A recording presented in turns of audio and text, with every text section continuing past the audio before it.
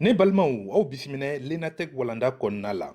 a bɛ se ka kɛ ne limanaw i ka welewelekɛlan a bɛ tunu i kɔ i ka puce a bɛ se ka bloquer e dun kan ka dabolo jumɛn kɛ ka se ka i ka nɛgɛjuru siraw lasɔrɔ ka kɛ i ka welewelekɛlan kura sɔrɔlen kɔnɔ ni o y'i ka numéro perdulenw ye o dabolo i b'o kɛ fɔlɔ yanni i ka welewelekɛlan kɔrɔlen o ka perdu i bolo ni an bɛn'o kɛ kɛcogo fila la.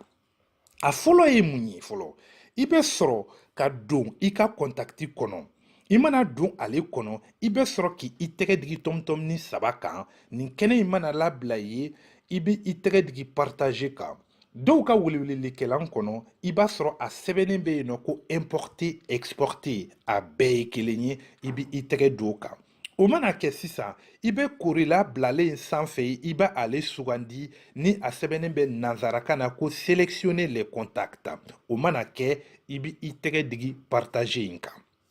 o partage in na sisan a bɛ sɔrɔ ka na nin kɛnɛ labila an ye o la i bɛ sɔrɔ ka a bila n palan kɔnɔ ko enregistrer dans drive o kɔrɔ ye di i b'a ta de i ka numéro ka se k'u la matarafa yɔrɔ la kafolenna i ka se k'u lasɔrɔ ni kɔlɔlɔ y'i sɔrɔ i ka welewelekɛlan ko la an bɛ a bila ale kɔnɔ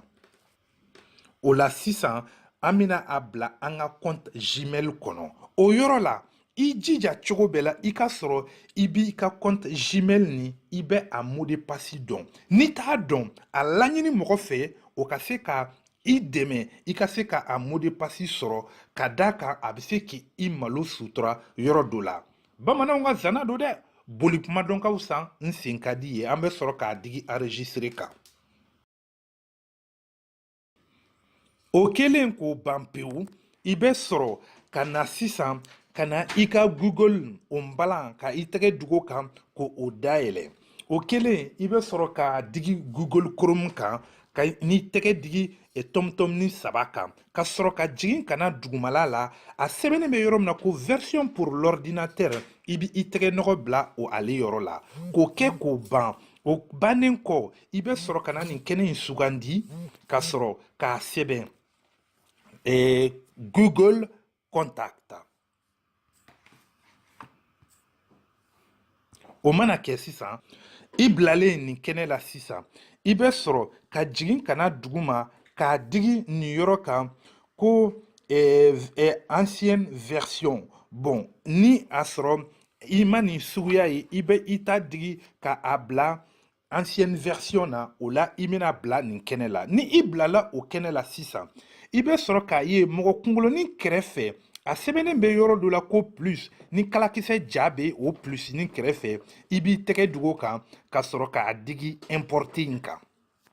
o la nin kɛnɛ in kɔnɔna la ko choisir un fichier i b'o o dayɛlɛ ka sɔrɔ ka na i tɛgɛ digi dɔgu in kan an y'an ka kɔntakiti mun bila an ka welewelekɛlan kɔnɔ ni o ye nin ye ko contact.vcf an b'a ale sugandi ka sɔrɔ ka an tɛgɛ digi importer kan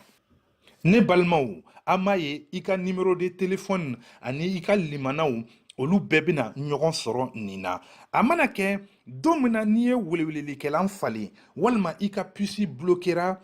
i bɛ se ka ni i ka compte Gmail sigi i ka welewelekɛlan kura kɔnɔ a bɛ i ka numéro kɔrɔ ninnu synchroniser ɲɔgɔn na i tɛ i ka numéro perdu nin de kun don ko o ɲɛfɔ aw ɲɛna aw ni ce aw ka tulomajɔ la